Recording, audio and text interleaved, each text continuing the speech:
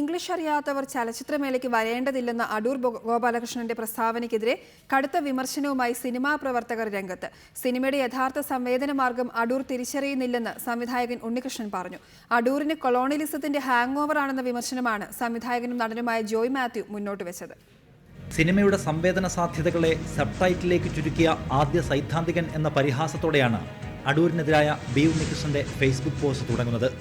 ആംഗലേയത്തിൽ പാണ്ഡിത്യമില്ലാത്ത സാധാരണക്കാർ ആഴത്തിൽ നെഞ്ചേറ്റിയതുകൊണ്ടാണ് തിരുവനന്തപുരം മേള വിജയിച്ചതെന്ന് അടൂർ ഓർക്കണം.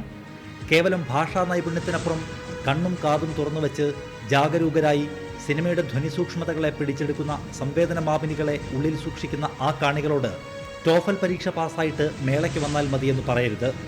ഉത്കൃഷ്ടമെന്ന് വിശേഷിപ്പിക്കപ്പെടുന്ന അടൂരിൻ്റെ സിനിമകൾ പുനർവായിക്കപ്പെടുമ്പോൾ അതിൽ ഒളിച്ചേർന്നിരിക്കുന്ന പിന്തിരിപ്പൻ ആശയങ്ങൾ വെളിപ്പെടുന്നുണ്ടെന്ന കടുത്ത വിമർശനവും ഉണ്ണികൃഷ്ണൻ മുന്നോട്ട് വയ്ക്കുന്നു. കൊളോണിയലിസത്തിന്റെ ഹാങ് ഓവർ കൊണ്ടാകാം അടൂർ ഗോപാലകൃഷ്ണൻ ഇത്തരം പരാമർശങ്ങൾ നടത്തുന്നതെന്ന് സംവിധായകൻ ജോയ് മാത്യു പറഞ്ഞു. ഇംഗ്ലീഷ് പരിജ്ഞാനമില്ലാത്തവർ ലോക സിനിമകൾ കാണാൻ തിരുവനന്തപുരത്തേക്ക് വരേണ്ടതില്ലെന്നായിരുന്നു അടൂരിന്റെ പ്രസ്താവന. സിനിമ പഠിക്കാനുള്ള വേദിയല്ല രാജ്യാന്തര മേളയെന്നും അടൂർ അഭിപ്രായപ്പെട്ടിരുന്നു.